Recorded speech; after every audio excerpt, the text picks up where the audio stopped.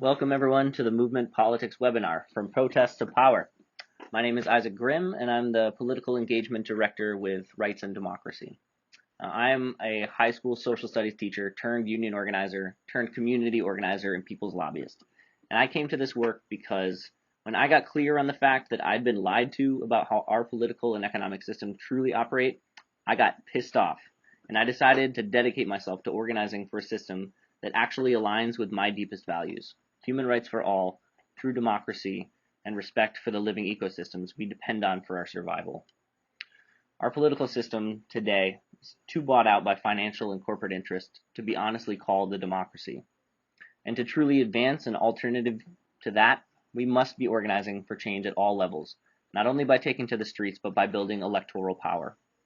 It's clear that the same business as usual electoral strategies have gotten us to the situation we're in today, with a racist, sexist, narcissistic oligarch in the White House and the Republican dominance of all three branches of our government, that cannot go on. We have to advance a strategy to build our leadership and views elections not as the be-all, end-all of political power, but as a punctuation mark in our year-round work to build a people's movement. We have to build leadership from the ground up, from school boards and select boards, on up through the highest levels of elected office in Vermont.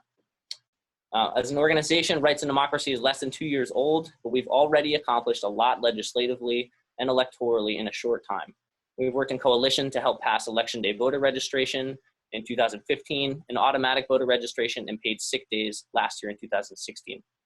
And we're continuing to work throughout this legislative session that's almost coming to an end to raise the minimum wage to $15 an hour, to win paid family and medical leave for workers in our states, to advance workers' rights, universal health care, to end mass incarceration, and to advance climate justice and a clean water economy while defending the most vulnerable in our state, be it transgender folks, communities of color, low-income people in Vermont. And while we're doing this, we're continuing to build mass grassroots membership and a progressive candidate pipeline. So this is building on our work from last year, where we endorsed and supported 37 candidates running for office, from statewide to Senate to House reps, and 20 of those folks won their elections last year.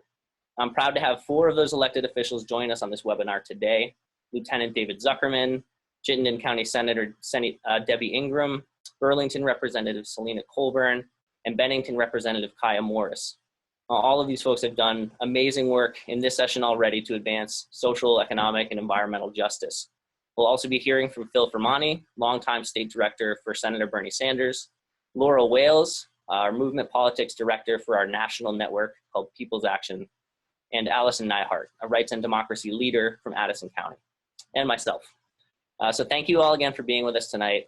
And I'd first like to welcome Laurel Wales from People's Action, who will give us an introduction to the national movement politics strategy and give some stories from the field as to how this model provides a way forward in building electoral power for the movement.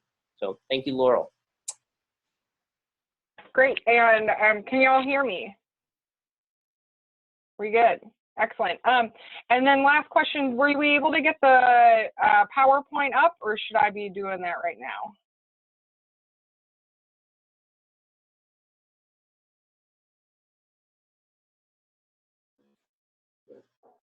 Okay, yeah, we're gonna post it up for you, so you can just go ahead and okay, perfect. Then I'll get going. Hey everyone, so as Isaac said, my name is Laurel Wales. I'm the Deputy Director of Movement Politics with People's Action, and I'm just really excited to be on this webinar with you all today and be able to talk about People's Action and building a movement politics in this country.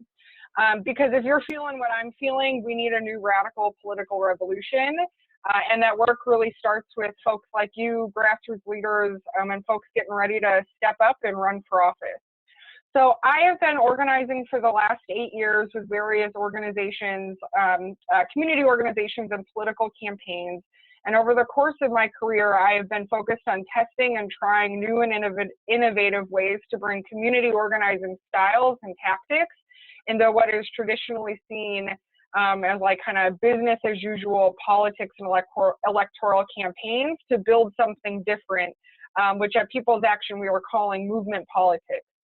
So I will share a little bit more about what I mean on that in a few minutes, but before I really start to dig in, I want to let you know a little bit more about People's Action. So People's Action is a national network that aims to align state and local power organizations around a shared vision, coordinated strategy, and a set of campaigns that generates new people's politics at a national scale. People's Action is a powerful new organization that came together out of the mergers of 5 large national networks.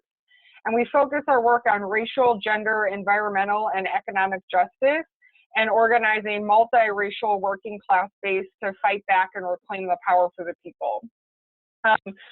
So we're always focusing on how do we put our people and the planet first before profit. And we, as an organization, as a national network, have over 50 affiliate organizations based in 30 states and 100 cities across the country. Rights and Democracy is one of our affiliate organizations, and I just want to thank you all for having me join you on this call. So with that brief introduction, I want to talk to you about the powerful movement People's Action family is building, and we're calling it movement politics. To define and better understand what I mean, I want to share a couple of quick stories. So as I mentioned earlier, I have been organizing for the last 8 years. A lot of that organizing has happened on electoral campaigns. I started working for the Minnesota Democratic Farmer Labor Party in 2010. And just so folks know, that is our state Democratic Party. In the early 1900s, farmers, laborers, and socialists came together to kind of reclaim the Democratic Party in the state and make sure it was fighting for working people. Since then, I've worked on over 10 electoral campaigns and have supported over 30 other races through trainings, being on kitchen cabinets and supporting and mentoring staff. And have trained over 300 candidates and movement leaders to be building this kind of movement politics throughout the country. Now, when I first started working on campaigns, I honestly thought my first election would actually be my last, for a lot of the reasons that you can probably predict or have felt when you've tried to engage in elections in the past. So trying to work and put all of my energy towards boring, milquetoast candidates or electeds that are afraid to put a bold vision forward and don't actually invest in their volunteers or their base, that continue to perpetuate the status quo of business as usual politics left me angry and disheartened. In 2010, I was working for the coordinated campaign and was managing 7 different campaigns. All of those elected officials considered themselves progressive Democrats that cared and believed in grassroots people-powered campaigns, and only one of them actually walked the talk and invested in building their base. She was also our only elected official to stick her neck out and stand up for important progressive policy. So it became really hard after throwing in 30+ hours of work each week for candidates that didn't seem to really care about building a world that included everyone. But if people like you and I just step out entirely, nothing will ever change. And what I'm so excited about in this kind of movement moment is with Bernie and kind of the ability to push a populist progressive message, like we have the opportunity to change that. If we step out, things will only get worse. And as we've seen for too long, we've given nearly all of our power in elections to the right, corporations, and our oppressors. So the last campaign I had before joining People's Action was as a senior staffer, the director of training and leadership development with Senator Franken's re-election campaign in 2014. And I want to share a little bit about this race because when we think big and push the boundaries of what we were told is possible, we can make some huge victories. So on that campaign, my job was to train up our paid staff and volunteer leaders to be able to carry out the entire organizing program for the campaign. We trained over 2,000 grassroots leaders on real organizing skills and how to have powerful values-based conversations with voters. In September of 2014, we pulled together over 500 people to do a persuasion and deep conversation at the doors training to equip people with what was to come in the backlash from the Republicans in that campaign. So I'm not sure if everybody remembers, but Senator Franken won his first election in 2008 by 312 votes. On his re-election campaign, we knew one thing. We needed to do things differently than the first time around, and that meant a strong, powerful investment in organizing and having deep conversations with voters at the doors. In his reelection in 2014, he won by 200,000 vote margin. There's a photo of the first team of organizers that we recruited and trained up to really start driving this deep program. So there's a lot of factors that led to this victory, but one thing that happened in this race and in a lot of the movement politics campaigns that I've been a part of is this. We need to be having those deep conversations with voters so we can start winning the battle of big ideas and shifting away from the dominant corporate agenda. And we cannot do it alone. We need tens of thousands of movement leaders and bold thinkers to be running campaigns and running for office. We have to build our bench of candidates so we can stop choosing between the lesser of two evil politics. So we have seen the right take governing power by focusing on building a bench of down ballot candidates where they were using their campaign to push out the right-wing agenda. They were building for the long term in order to have influence in federal elections. They needed a slate of candidates they could move up their pipeline. Elections became a sounding board to move the rights narrative, which is now deeply embedded in our world and our politics. They got the power to govern at a variety of levels, from school boards to state legislatures, and are now the entire federal government, as we saw in 2016. So we know that we need to be serious about electoral power, but we also know that we can't keep repeating politics as usual and expect any better outcomes.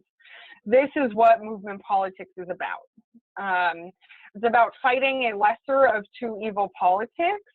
It's about elevating people power and putting bold issues and agenda out there. So you all, I've been hearing some great campaigns that are being run in Vermont and New Hampshire with Rights and Democracy. We've been building campaigns across the network that are pushing a anti-neoliberal, anti-corporate agenda, and have seen that when you actually have a conversation and do political education with voters, we have the ability and the power to win. We've also seen how close Bernie Sanders got in running a national election from a populist progressive agenda. So at People's Action, I've been working with our affiliates across the country to start driving local movement politics programs and recruiting our member leaders and close allies to run for office. We are building a national brand and platform to push hard from the left and start taking back governing power in cities and states. At the end of April, we started to launch this work in a huge way at our People's Action Founding Convention. Over 1,000 people attended. We had 72 leaders stand up and take a pledge to run for office on a bold agenda with us. We are hosting over 50 local trainings with our affiliates across the country that will train candidates and campaign leaders on how to make movement politics real in their own campaigns. And like I mentioned before, we are working to do this as a collective, with slates of progressive leaders running together to reclaim their neighborhoods and their states from the neoliberal corporate agenda. Finally, we are working with affiliates to host events like this, house parties, mass people's assemblies, to drive the protest energy in the streets, to dig deep into electoral work in 2017 and 2018, because we know the pressure in the streets is critical, and we need to keep it to keep happening, but we can't miss our opportunity to be serious about taking back governing power.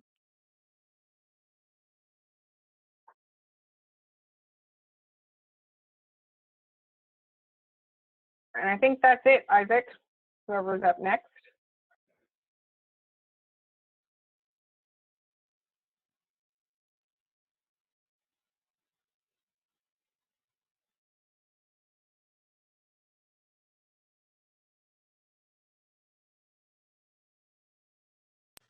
Am I back? Great. All right. Thanks again, Laura, for that. And Rights and Democracy really started building in a big way right around the same time that something else amazing was happening, which was the start of which was the start of Bernie Sanders' candidacy. Now, I'm actually really proud to have someone today to join us who has been working with Bernie for a long, long time and has been doing amazing work as U.S. Senator Bernie Sanders' office director, and who was his campaign manager during this historic campaign last year. And that came, an incredibly powerful example of how we can campaign in a radically different way, funded by the 99%, and advancing a bold message for the change that our people and our planet really need. So thank you for being here with us, Phil, and welcome. You should be off of mute now. Terrific. Isaac, thank you so much. Really, really good to be with you. Thanks for putting this together. And I understand you've got dozens of folks from around the state who are very seriously considering running for office, and that's awesome. I'm really happy to chat with all of you tonight. And I have to say that Bernie and I have been really happy to see the emergence of rights and democracy as a political force in Vermont. Given the enormous challenges we face as a nation in this era of Trump, we need more than ever effective strategies to win on issues at the local, state, and federal level, and to elect strong grassroots progressives to local, state, and national office. And Rights and Democracy and their affiliated organizations under People's Action at the national level are providing the training and the recruitment that we so desperately need. So I'm really glad this is happening tonight.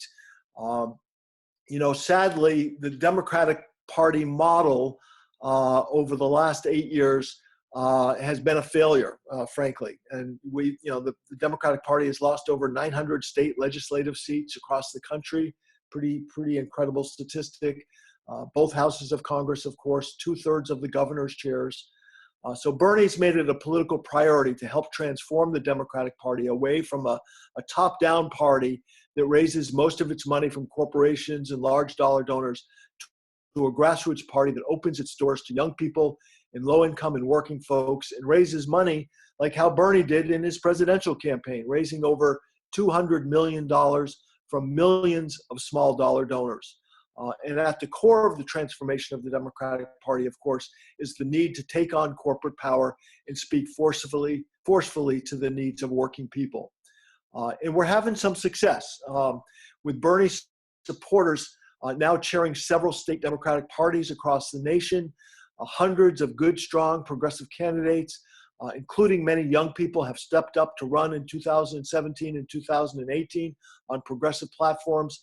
And there is a palpable enthusiasm for Bernie-style politics all over the country that we have not seen in a very long time. And I witnessed that on a tour a couple of weeks ago with Bernie. We did 9 states in 5 days, and the turnouts were fantastic, and the enthusiasm for big, bold, progressive ideas was really strong. And obviously, it goes without saying that with a Trump administration in power, there is much to be worried about. It's a dangerous time, no doubt about that. But amidst all this, there's some very good news. And that is we're seeing a level of political engagement in this country that we have not seen for many decades, as evidenced by mass mobilizations with the Women's March, the climate rallies, the healthcare town meetings, the airport demonstrations against the Muslim ban, and many other actions. It seems like almost every day there are really effective organized actions. We're seeing new people step up, young people are organizing, and people who have not been active in years getting politically involved. That's great, really exciting, and necessary at this point. And what the real challenge now is in the next few years is to take that tremendous energy that is opposed to Trump and his reactionary and xenophobic agenda and turn that into political power. That means it's not good enough to have large demonstrations, but that we have to get good at recruiting good candidates and learning how to run winning campaigns. So what can we learn from Bernie's long and successful career and his recent presidential run, taking on corporate power and over time gaining the votes of over 70% of the Vermont electorate? For a start, for Bernie, it has never been about, how can I advance my career by cozying up to the establishment politicians? I mean, that's how a lot of people start out in politics. It's never been what Bernie's about. He's always been about standing up for working folks, taking on those with economic power, be it the landlords and developers in Burlington when he was mayor, or Wall Street, the pharmaceutical industry, or the insurance companies during his time in Congress. And what Bernie's presidential campaign clearly showed is that People are ready to support candidates who stand up to corporate power and who put forward an unabashed progressive agenda. His growing popularity proves that progressive economics in this country is actually very popular. That contrary to the strategy of far too many Democrats, you do not have to think small and you don't have to run to the center to wage winning campaigns. That in fact, you can propose big, bold, progressive policy ideas and at the same time take on the corporate establishment. And in doing that, you can win the support of the vast majority of working people. Our ideas are not fringe. They are the majority view. What is fringe is a Republican Party that denies climate change and wants to give more mega tax breaks to billionaires. And what is the essence of a national progressive platform? Well, it was in Bernie's campaign. Medicare for all, single-payer health care, free tuition at public colleges and universities, a $15 an hour minimum wage, breaking up the biggest Wall Street banks in tax financial speculation, expanding Social Security, imposing a tax on carbon, getting big money out of politics. That's the essence of a national progressive agenda. And that's the message that electrified people, that spoke truth to power, and that led to Bernie Sanders, the supposed fringe candidate, to set the terms of the national debate and to vie for the presidency of the United States.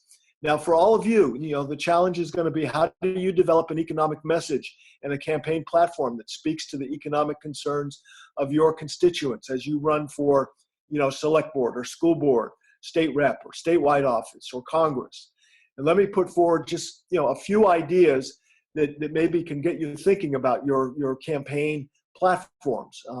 And I think these are, could be good issues to champion at the state and local level. In Burlington, Bernie and successive mayoral administrations and progressive city councilors, I might add, I was on the city council in Burlington from 2000 to 2006, led the effort for the livable wage ordinance, which exists in Burlington. Burlington's done a lot of these things, but livable wages. A lot of cities and towns obviously don't have livable wage ordinances. Inclusionary zoning, where 25% of new housing development is mandated to be affordable housing. Labor project agreements, so development projects pay decent wages. Bias-free policing policies. In Burlington, we established a rooms and meals tax when Bernie was mayor, rather than increases in the regressive property tax. Ensuring adequate school funding with fair methods to raise taxes. We did something that didn't get a lot of attention, but lowered drug costs for municipal employees through reimportation of drugs from Canada.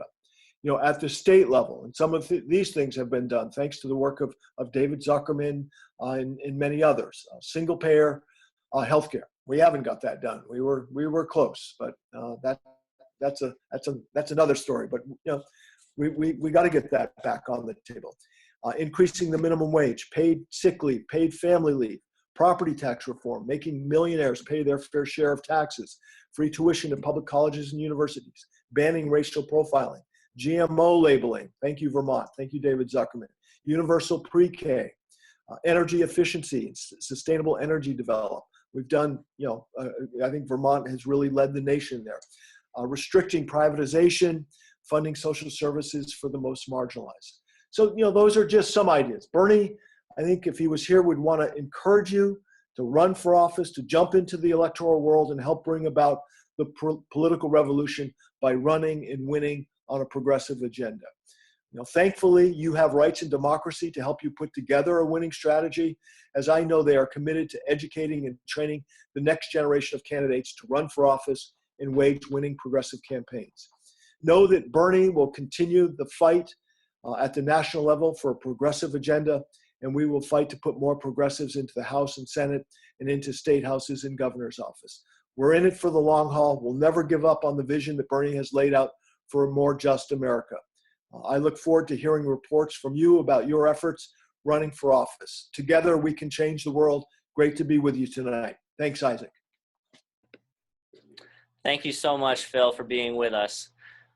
So next, I would love to introduce the first progressive elected lieutenant governor in our state's history, the first farmer elected to that high of an office in over 50 years in our state, and the most progressive lieutenant governor in the country, I would like to say.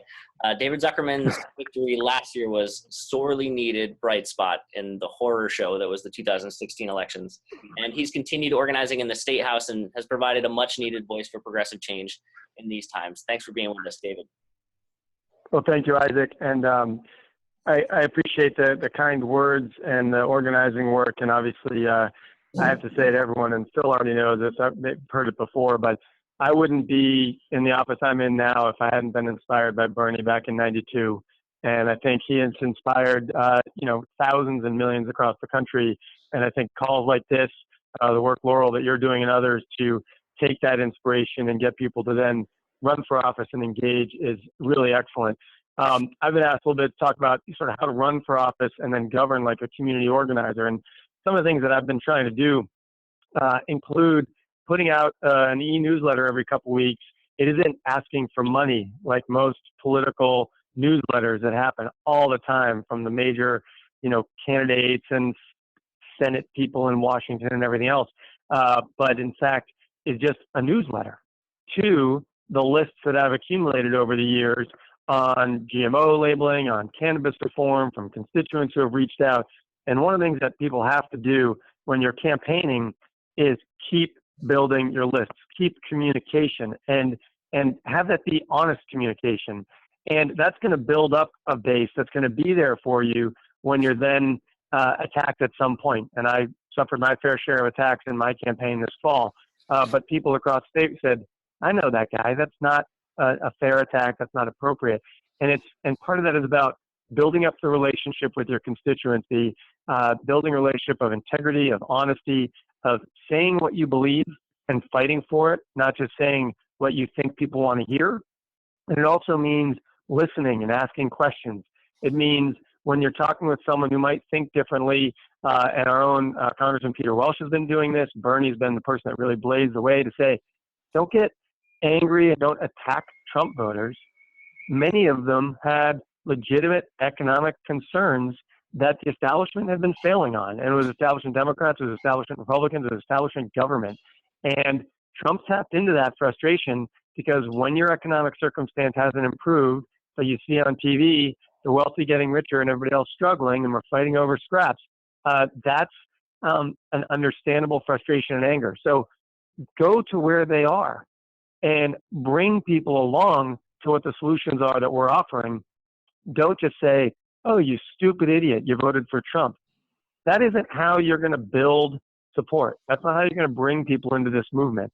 So having a conversation, not just talking at people, is a big part of building an ability to then put out bold ideas, because if they trust you and you put out a bold idea, they're going to say, that person has fought for me before. I'm going to trust that they're fighting for me on this.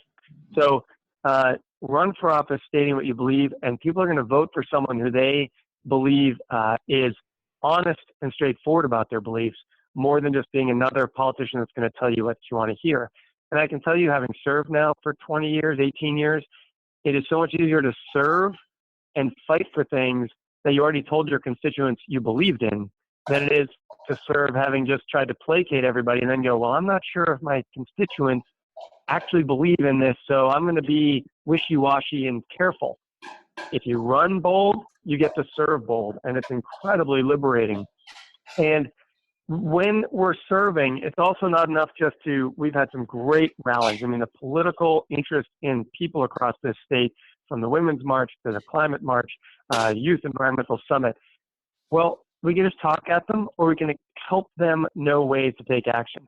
I got great feedback from renewable energy advocates when, after the Climate March a week or two ago, I told people about 3 public hearings coming up about wind energy sound hearings and how to get involved with those. And what I heard from the advocates was their offices then got a boost in calls for people saying, I heard about it. Where do I go? How do I do it? And we have to help people learn those places of engagement, those public hearings, when to write letters to the editor, when to call their legislators. So for me, how to run for office and govern like a community organizer means continuing to communicate and not always with asks for money for myself as a candidate, but ask for action on issues that matter to everyday people. So that's going to be my quick bit. I tried to make it a little shorter to catch us up on time. Isaac, I hope that's helpful. Thank you, David. I appreciate that, as we are running a little over time. So thank you for sharing with us and for being with us. I know it's been a long day at the State House as the session's gotten extended. Started at 4 at the farm, so I'm pretty beat. Yeah, yeah, I can only imagine. So thank you again, David. Next, I'd like to introduce Lena Colburn, who is a founding advisor of Rights and Democracy, a former city councilor in Burlington, and is a freshman representative for the Chittenden 6-3 district. 6-4. Chittenden 6-4, sorry. I'm glad you weren't muted right there. So she's been just an outstanding leader in her community for decades on issues of housing and homelessness, opioid addiction, female reproductive rights, and workers' rights. And she has continued to be a tireless advocate around these issues and has had an amazing first session as a legislator. So thank you for being with us, Lena. Thank you, Isaac. And I think I'm going to talk a little bit about, since I just wrapped up a second term as a city councilor and then kind of transitioned to state government, I'm going to talk a little bit about some of the differences between that local and state experience. So I'm a huge believer in municipal government and the power of cities as a place to get things done and really move progressive politics. There's kind of a whole movement that's building around this. There's a real leader and scholar who's really talked about and analyzed this, named Benjamin Barber. And I sent a link to Isaac that I think he's going to post at some point, of a great article he wrote in The Nation right after Trump was elected about just the role that cities can play in being a real place for resistance. But cities are often really more equipped to be nimble on issues of climate action, of economic justice, and equality. We're seeing a lot of cities stepping up, trying to protect the rights of immigrants as they're under attack at the federal level. So cities are a really great and interesting place to do progressive politics. As a city councilor in Burlington, I was able to move on some environmental issues that were really stalled out at the state level. So I banned neonicotinoids in our public parks and lands, which is a pesticide that's really damaging to pollinators at a time when at the state level they were really struggling to have a conversation about that issue, and was also able to move forward a really important conversation about fossil fuel divestment in our local pension fund, when again that conversation was stalled out in the State House. So I really saw like a real difference as I was tracking those issues and participating in them, and what I could accomplish in a local city. And Burlington is an outlier in some ways, but there's just a lot of evidence that a lot can be done here. There's easy points of entry at the municipal level for people who are interested in stepping up and running. The first time I ran for city council, I was actually unopposed. I had no opponent in my race. There's also a lot of cities and towns have commissions and boards where you can step up and participate, whether it's like your local planning commission or parks commission. And it's also just, you can follow issues through your local government and show up at committee meetings and participate and really influence public policy in pretty direct ways. So I encourage people to get involved in that way. It was a really meaningful and important place for me to really start as someone who is elected to public office. And when I was ready to step up and run for state, I had really great direct relationships with my neighbors and my community on a street-by-street level because of the work I'd done to campaign, but also the work I'd just done in daily conversation with constituents over a bunch of years. And, you know, at the city level, sometimes it's like the sidewalk in front of my house is falling apart. Can you help?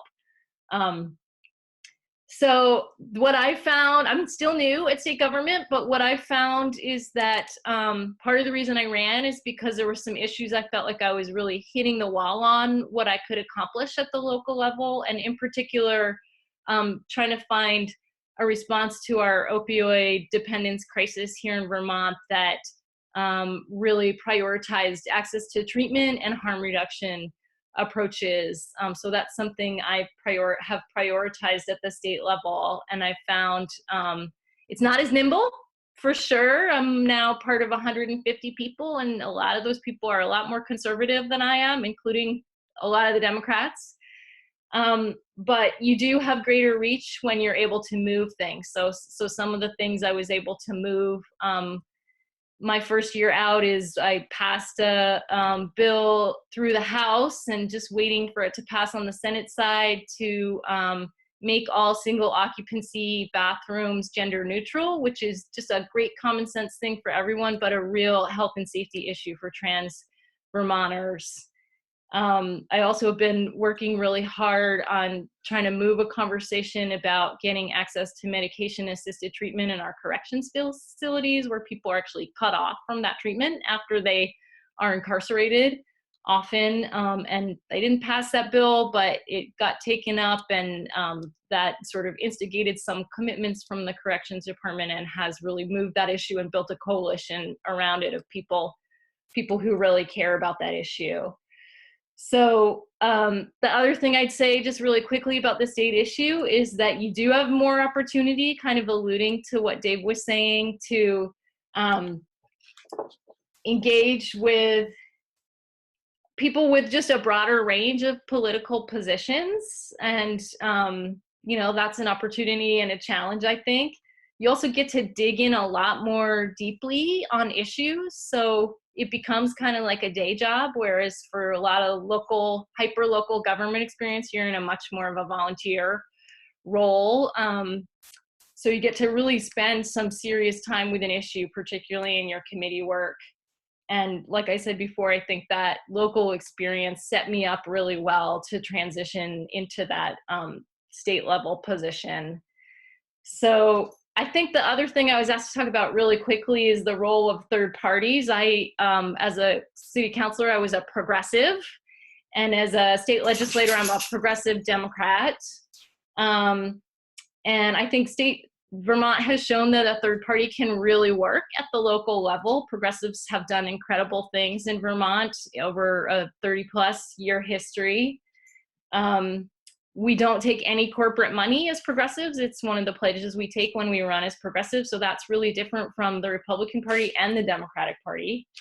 And I think the Progressive Party in Vermont has offered a really great participatory structure for people who just don't feel quite aligned with either major party, but still want the backing of real organization and structure, whether they're running for office or just trying to really lead the charge on issues. And we get to push from the outside more as progressives. I think at times we're potentially less beholden to our leadership or to sorry, David, I'm beholden to you, but to a particular position. Like we often vote. All of the progressive caucuses I've been a part of have functioned almost like a coalition of independents, which is really the history of the Progressive Party in Vermont. Started as a coalition to organizing around Bernie and built up slowly to major party status. So that's what I'll say about that, but happy to kind of answer more questions in the comments or when we get to questions.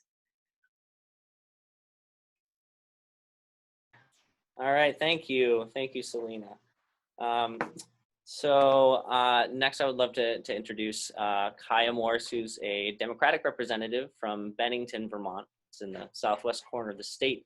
Kaya is more than just a legislator. She's been very active in her community for a long time. I had to cut this down because it would have been too long, but a few things about Kaya. She's also the director of a regionally based public health coalition called the Alliance for Community Transformations.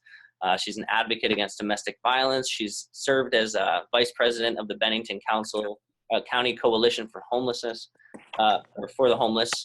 She served on Bennington County's Head Start Policy Council, many more things. And in this session, she was, as she's been in previous sessions, a voice campaign to raise the minimum wage to $15 an hour, and she was a lead sponsor on the Racial Justice Reform Bill, which was one of the most important victories for racial justice in Vermont in years. and I would say a very bright spot in this session. So thank you for being with us, Kyle. Thank you very much, Isaac. I appreciate it. And I'm really excited to be able to be here today. And I'm very grateful for the opportunity to speak with each of you. I got to kick it off by saying, as everyone else has said, if you've thought about running, do so. It wasn't something I had ever considered in my life. And I was asked by several people who really were feeling like, their voices just weren't being heard in the political realm, and that there was a need for authentic leadership. And so I was really lucky that I was able to find an opportunity and go for it, despite many, many odds. So today we're going to talk a little bit briefly about Vermont. We're going to be frank about Vermont and talking about our progressive reputation versus some of the challenges we have when it butts up against the real life experiences of Vermonters. So as Isaac had said, I am a member of the Democratic Party. But one of the things that coming into this, there needed to be a greater awareness of is, so just because we say that we have democratic values, what does that actually mean for Black, brown, people of color? What does that mean for individuals in our disabled community? What does that mean for those that are struggling with economic inequality? What does that mean for our justice system and our environment? Just a few things to keep in mind, a few myths to kind of bust. We feel that we're this post-racial state. Yet we have quite a bit of racial bias. And as Isaac said, that one of the big pieces we did this year was being able to put forth legislation that would establish a racial justice board to try to help address many of these issues across the spectrum of our state government. When we're looking at our actual population, some of you may be familiar with kind of these numbers, but when we're looking at it, it's actually shifted. We're still only at about 5% of Vermonters are actually within the category that is not considered non-white. And even within our capstone university at the University of Vermont, 81.8% of the students that are there are white. So the experiences that people of color are having within our state is very different than you might find in many other parts of the country. And we want to ensure that there's equality happening there. We have the highest rates of incarceration for Black males in prison in the entire country. We have a rise of hate groups. You've probably seen things that have happened in Middlebury. You definitely have them down in my neck of the woods, down in Bennington. This vitriol, this hatred that's kind of coming up and has been really seeded and given a place to grow following this new administration. It's really challenging how we see our neighbors, what we're happening, even looking at the work that happened in Burlington around trying to remove that mascot, and students' lives were actually threatened, and actually violently threatened, their childhood violently threatened from this racism and this hatred that we're experiencing. We have, looking at what's happening ecologically, Lake Champlain and our blue-green algae and these high levels of unchecked pollution that went on for ages. And this is what we're dealing with now, is looking at how in the hell are we going to remediate all of this damage that we've done when we allowed for industry to just do what they wished with our environment completely unchecked. And even down in Bennington, we're going through a major lawsuit trying to go after polluters who were so bold, they didn't even care. Black smoke billowed from their chimneys, and they raised the chimneys to go up above the level where people could see it and ran them over at night so that folks weren't able to see the pollution levels that were happening. This happened on our watch. This happened in our state. We've had fights over trying to actually address renewable energy in the state. Every time there's a question of, are we going to meet our renewable energy goals? Somebody says, dear God, don't put in wind. Dear God, don't put in solar. Stop forcing this down our throats. And yet we're going to have to hit a critical mass of coming up with some real changes. We struggle in looking at what's happening over affordable housing. Some of the most vicious fights that have happened in some of our larger population centers over trying to establish affordable housing, which is a civil right that everyone deserves. And it's definitely had racist tones, and it's absolutely had classist tones to all of these arguments. Our fights over minimum wage, a baseline minimum wage, trying to do it in a graduated pace. It's completely insane that we aren't able to achieve these things. Now, this is not to say that our state is completely a hot mess, but we have good work that we need to get done. So what are Democrats actually doing about it? Well, we saw a real divide happening within our state when Senator Sanders chose to run for office. And it was something that so many of us got behind because we said, absolutely, he represents our values. His work represents what we believe our country should look like. And then this divide happened. But the divide was important because it then changed the Democratic Party platform for our state in significant ways. One of the things I've had the fortune of doing when I've been in this role, even though I was new, was that I was never afraid to speak my mind. I didn't feel necessarily like I couldn't question, like I couldn't press, but not everybody did. So we needed to establish a mechanism for those that are coming in and are finding their voices to amplify those voices in this space. The Democratic Party, when revamping their platform this year, it has specific language talking about ensuring refugees, asylum seekers, that they are not going to be in any way ostracized in our communities, ending income inequality, looking at what's happening with our taxation to actually address, literally says, address inequalities of income and wealth, looking at our conservation and environmental protection. There's 12 items just under that one category and several more to come. And this is not necessarily to say that this is a huge love fest that I'm trying to have about our party, because we struggle. We all struggle. We all are jutted up against, this is what our political ideals are, and this is the reality of what we can do within the governmental system we have. And that is why you are needed at the table to run for office, because we can't get minimum wage over the line if we don't have the votes to do it.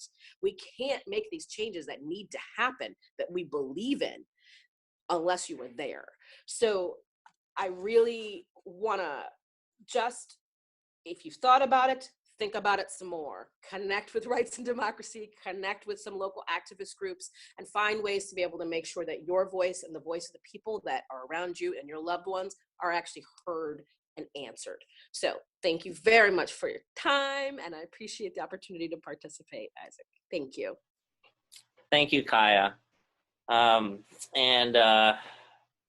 good luck on the next day or however long it is until we figure out this budget. Yeah. And same can go to the next speaker who's coming up, Debbie Ingram, also a founding advisor of RAD, and she serves as the executive director of Vermont Interfaith Action, and is a freshman senator from Chittenden County. Debbie Ingram's worked for years to bring a moral compass to community and policy work, and she's been bringing that same perspective and that same fire to the State House. Thank you for being with us, Debbie. Thank you very much, Isaac. It's great to be here. I wanted to talk a little bit about the dual role that I have. For the last 10 years, I've been the executive director and the lead organizer of Vermont Interfaith Action, which is a coalition of caring, inclusive, non-judgmental faith communities throughout the state. And then now I have taken on this role of being in the Senate. And my work as a community organizer, I think, is just absolutely foundational for me to be able to run for office. And one of the strongest campaigns that I have been able to learn from and then to bring to my legislative work is this movement toward a moral economy, which is a campaign that our clergy caucus at VIA had taken on a couple of years ago. And the way they started was to come up with a document that laid out principles that are common to all of the faith traditions that participate in VIA, which is primarily Christian, Jewish, Muslim, and Buddhist at this point. And those principles were that all people should be treated with dignity and respect, that work has its own dignity, and that all those who are able to do so should have the opportunity to work, and that those who are not able to work for whatever reason are still treated with respect in our society. And then a sense of working to make sure that the environment that we all live and work in is respected as well. So those foundational principles led us to look at different legislation that came up from others over the years to decide whether we wanted to support those or not. And in our organizing work, we went all over the state, partnering with a group called Public Assets Institute, and really explaining to people, and we were able to partner with dozens of congregations all throughout the state, and we saw that there's a real hunger out there for facts about what's really going on with our economy, for the real information about how workers are being treated.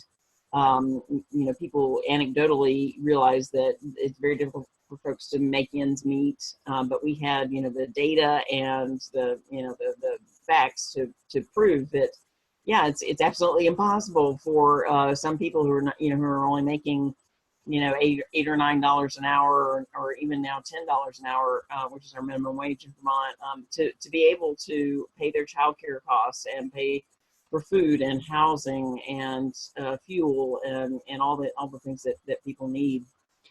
So that organizing work really helped me to see that there was a groundswell of support for treating workers better in our state, coming up with legislation that would help people to take home more money in their improve their incomes, and then look towards other policies that would help people to be able to support their families and contribute to their communities. So with that foundation, when I ran for the Senate, which was the second time for me running for the Senate in 2016, I knew that these were issues that I really wanted to work on, and I had the confidence that they are important, that they have a large level of support, because I had been all over the state and talking to people, using my organizing skills, and being able to piggyback off of BIA's good organizing work, to know that these are issues that really galvanize people and really are important in our state. So I had an interesting freshman year. I've been a co-sponsor of raising the minimum wage to $15 an hour. I've sponsored the Family and Medical Leave Insurance Program to provide people paid leave to take care of their families. Affordable housing is a huge issue, I think, for people who are working. So I've sponsored some of that legislation. But I'd say to anybody out there, if you've done any organizing work, if you've been a part of organizing work, you can take those principles and you can take that confidence that that you've contacted lots and lots of people who share your values and who have identified these issues. You can have the confidence you can take those to the legislature or to local government, and know that people are behind you, and that you need to be able to, you need to have the confidence to speak up and speak strongly on their behalf.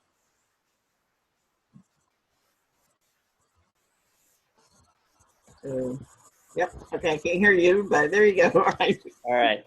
Thank Okay, you, Debbie. Thank you so much. And last of our featured speakers, I want to introduce y'all to Allison Neihart, who's a Middlebury resident. And she works as a food systems professional with the University of Vermont Food Systems Initiative. She's also a leader on the Addison County Rights and Democracy organizing team, and she stepped up as a lead volunteer on Mari Cortis's campaign for state representative in the Addison 4 district last year. Thank you for being with us, Allison. Thank you, Isaac. It's a real pleasure to be here tonight and to share my experience. Really starting as a volunteer at Rights and Democracy just over a year ago, and within a few months being asked to be a lead organizer for Mari's campaign was quite an experience in hitting the ground running. And it wouldn't have happened if Isaac had not asked me after we'd had a few conversations, if I would be interested in stepping up and taking on a larger role. And so I just wanted to share with you all what that experience was like for me, because when he first asked me, my reaction was like, are you kidding? No, I don't know what I'm doing yet. I'm still getting oriented. I don't know the issues well enough yet. But he really encouraged me to meet Mari, to start volunteering by helping her with some of her list management. And then it was pretty easy to just get swept up into the campaign and within a short while, I was helping to develop communications and working on the website, helping Mari manage some of her messaging. And it was, you know, like I said, kind of diving in head first, but really a wonderfully empowering experience. And to take it right down to the ground level, what I learned was that a lot of the skills that I had from other places in my life, from my professional life, from other projects that I've worked on, were the same skills that I needed for working on a campaign. For example, you know, we needed to have weekly check-in meetings. We needed good agendas built. We needed to hold ourselves to those agendas. We needed to take good notes and make sure that people were following up, and the other campaign volunteers and I were holding each other accountable to follow through on different action items, keeping on top of the communications with each other to make sure that we were all in the loop and not letting things fall through the cracks. That was all the foundation on which we built the political messaging that I still felt like I was getting up to speed on and that I was learning about as we went. And that was another interesting thing for me, seeing the inside of a political campaign, was getting a glimpse into how Mari as a candidate was grappling with the issues that were going on in the state, that people were bringing to her as constituents or as potential constituents as she was going out door knocking. And one of the, I think, really valuable models that she used was to get a group of that. I don't know if you can hear, that's my cat meowing. To get a group of people who she really trusted to help her work through some of the her positions on critical issues that were coming up from people she was speaking with during the campaign. So I think if you are considering running for a position, I would recommend, you know, think about who those core people are, who you really trust. Certainly being able to go to Rights and Democracy to work through some of those questions was really valuable. And having the resources, the wisdom about running campaigns and strategy from Rights and Democracy was also really valuable. So I guess I'll leave it there because I know we're running up against our time, but I would just encourage you to, if you're thinking about running, be bold and ask people to help you in meaningful ways, because that's one of the really the only reason I got involved, is because someone asked me to take on something that felt meaningful and that I could have some sense of ownership and empowerment around, and that made all the difference. Thanks.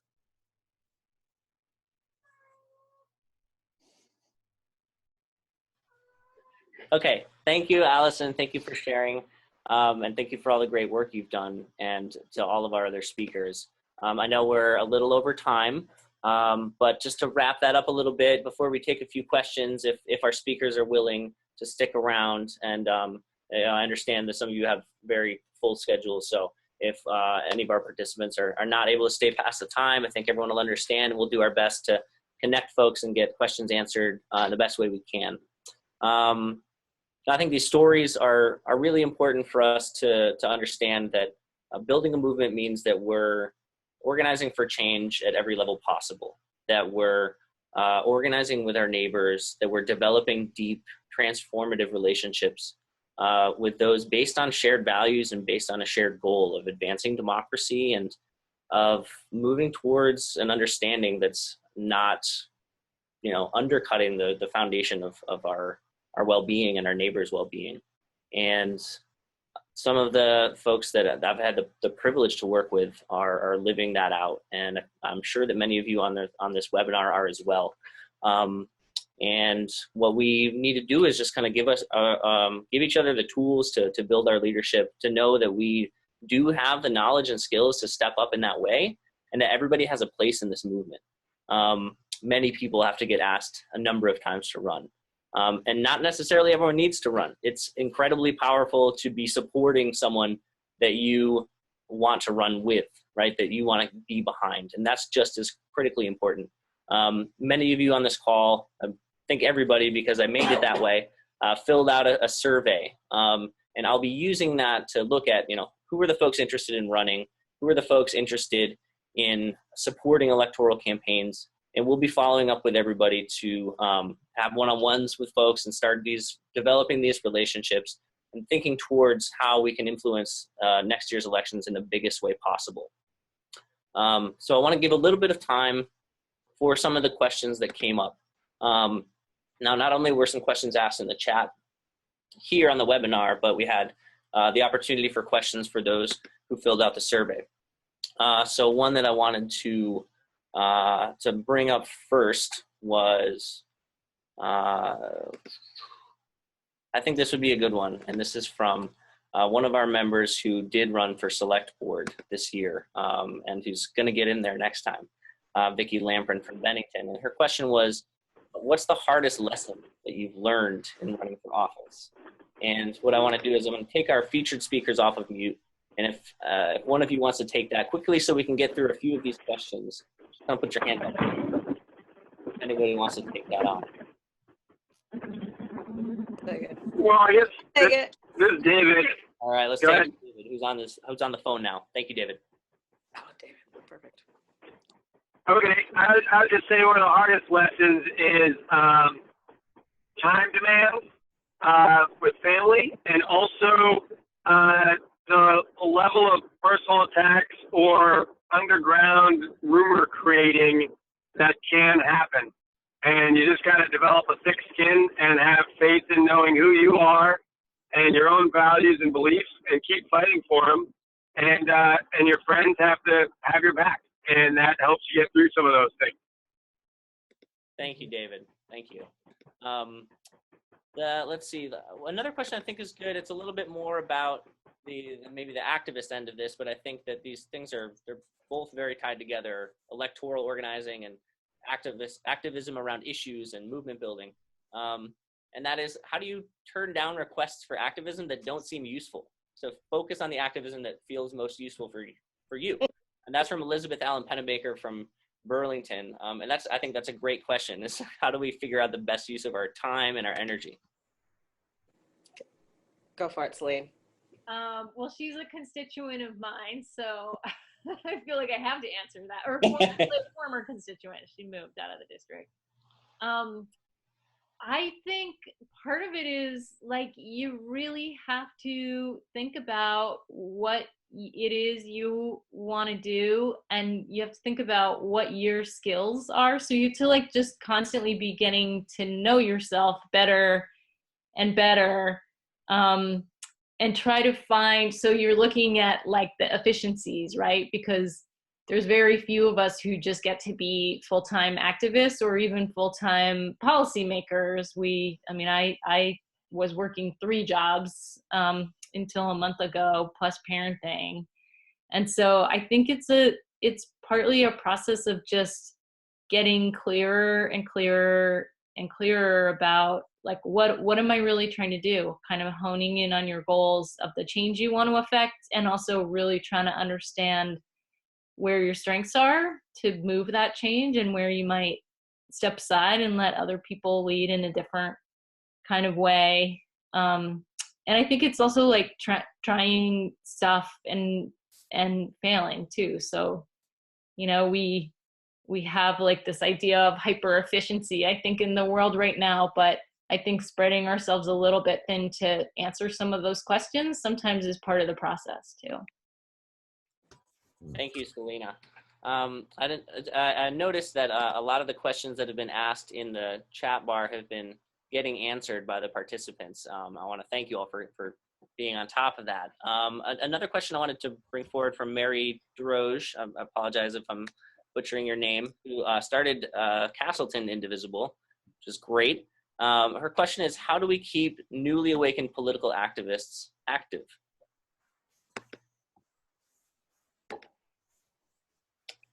And maybe a new Laurel, yes. Yeah, this is Laurel. I can take that for a minute. I think it connects a lot back to what Selena had said about understanding kind of your own individual activism.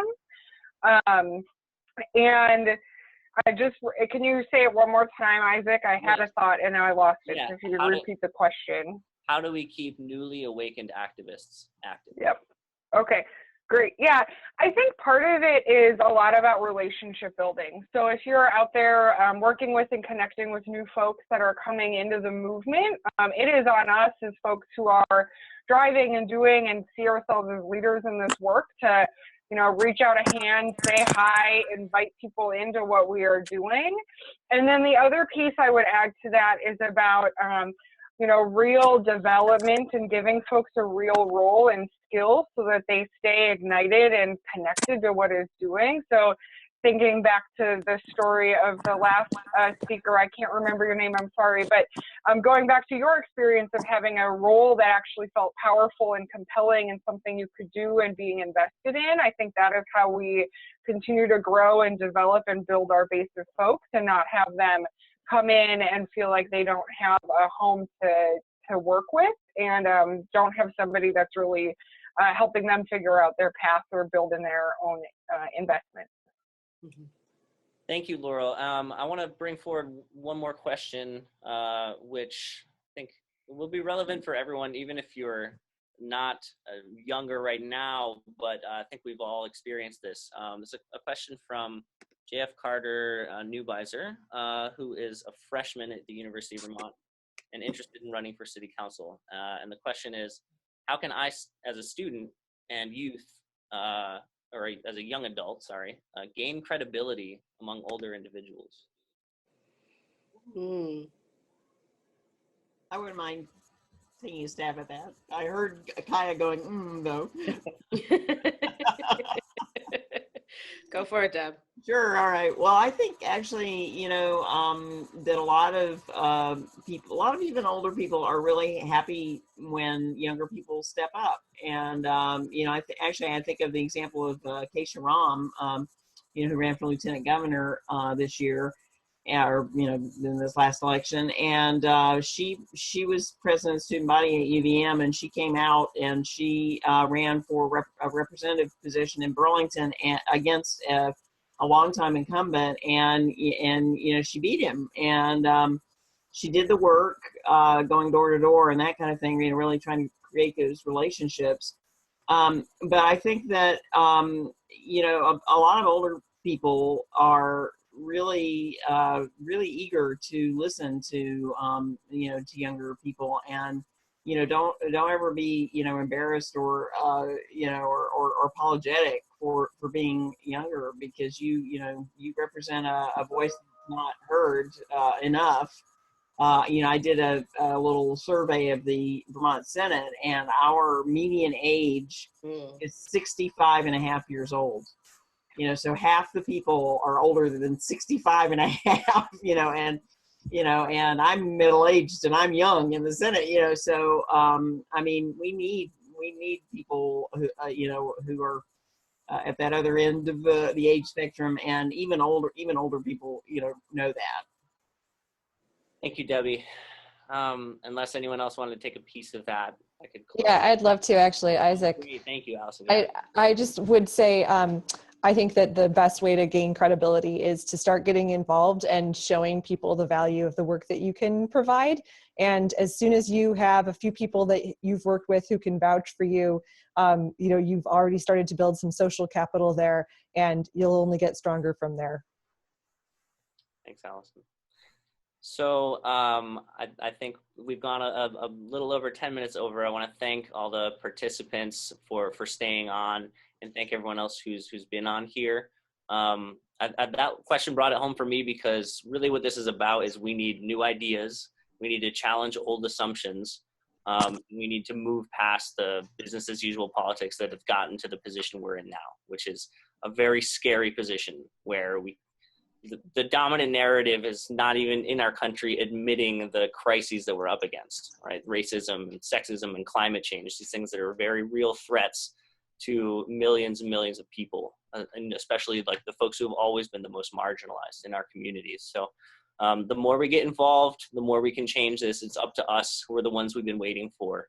And we have a lot coming up this summer in terms of organizing and training.